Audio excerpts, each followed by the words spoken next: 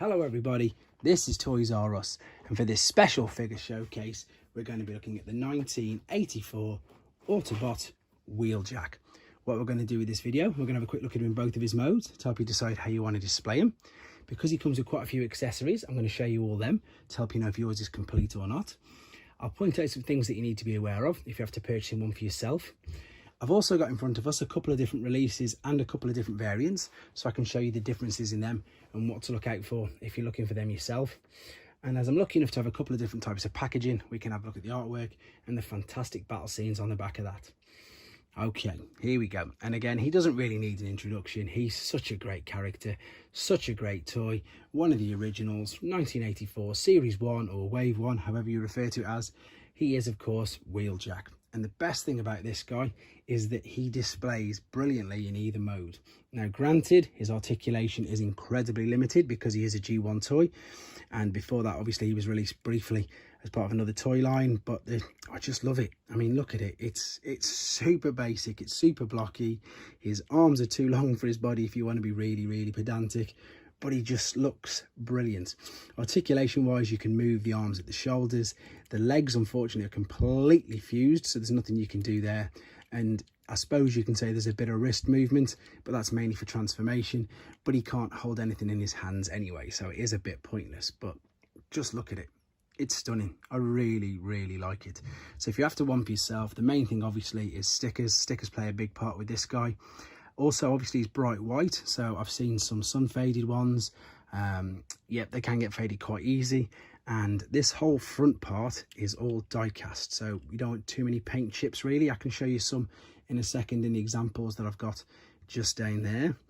But yeah, there he is in robot mode, and I think he looks stunning. The great thing is as well, if you haven't got the rocket launchers, or if you haven't got the wings at the back, he still displays really good.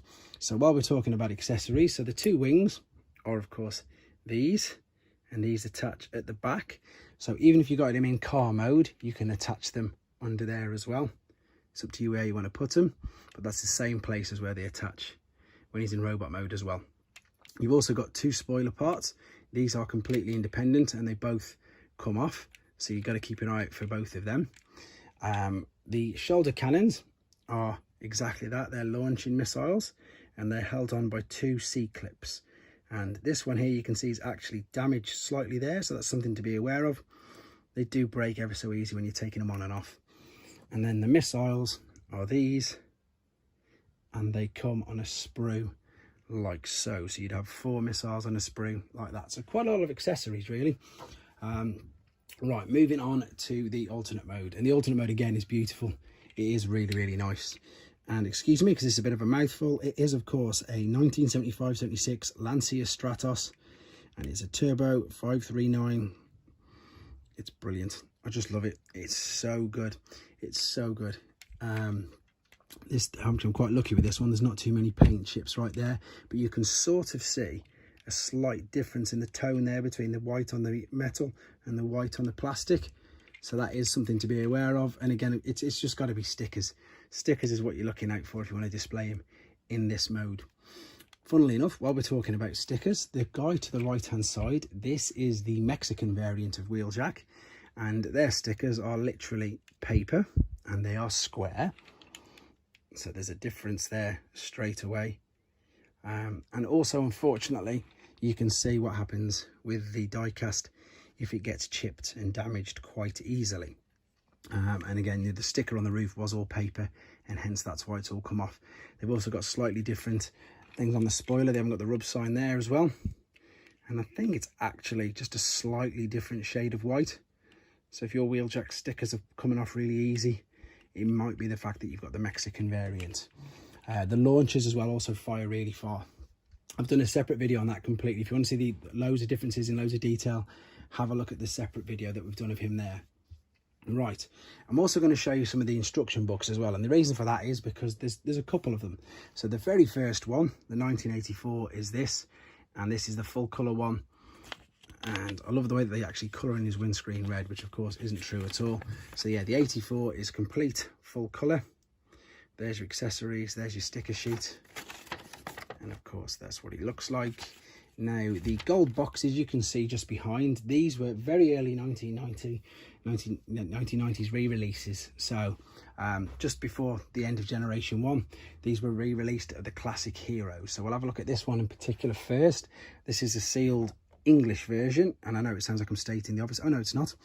It's got different language, so it is sealed, but it's looking like, yeah, we've got the dual language at the bottom. And if we spin it around at the back, we've got, yeah, this is the 1991, so we've got the basic. And the reason why we've got that battle scene on the back is because it's the Micromasters, and that's what, of course, they were really selling in 1990 with regards to the Transformers franchise, and that's why the font has changed and everything. But yeah, these are official releases. They just came out a couple of years later. It gave certain areas a chance and the opportunity to buy a lot of the Generation 1 Series 1 figures again, and I'll show you what I mean in a second with the back of this. But the instruction booklet for this guy is there. So there you've got the different fonts. He's still in colour, funnily enough, and so are these, whereas a lot of the newer instructions afterwards didn't have the colour. The original box, this is the 1984 box, and this is a bit battered up, unfortunately, but again, you've got the great artwork there of Wheeljack and his transformation process. And then that's the original 1984 battle scene right there.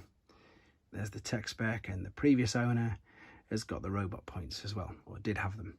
But there's that lovely bit of artwork. Again, they're the first wave of figures that were released.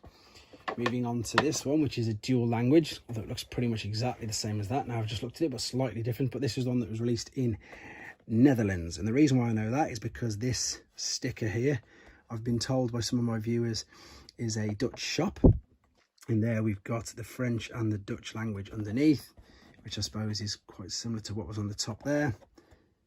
And then if we spin it round, this was the year later. So what you've got the year later is, these are the figures that I was just referring to, so the ones they re-released again, the Classic Heroes. So you've got Sideswipe, Swindle, Hotspot, Sandstorm, Astro Train, Trax, Jazz. Not all of Wave 1, but a lot of the sort of main characters, and then a couple of the combiners as well. So the first 4 combiners, you can see you've obviously got Blastoff and Blades there as well, and Swindle.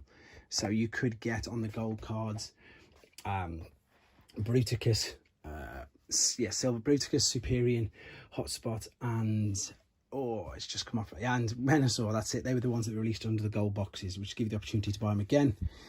There is the dual language instruction booklet, so everything's the same, you've just got the dual language on it. But there he is again. He's such a popular character. I'm just going to very briefly just show you one of his newer incarnations where they've actually given him some articulation, which of course makes him look that so much better. This is the War for Cybertron Netflix version, by the way, which has intentionally got the damaged and the battle damage paintwork on it, but big improvement on the original. But to be honest, I love the original. I think it still stands the test of time, and it displays very, very well. So there you go, guys. Hope you enjoyed looking at him with me. If you've got any figures you'd like me to showcase for yourself, please let me know. Keep your ideas and suggestions coming forward, and of course, please take care. Thanks for watching. Like and comment, and don't forget to subscribe. Thanks for watching. Like and comment, and don't forget to subscribe.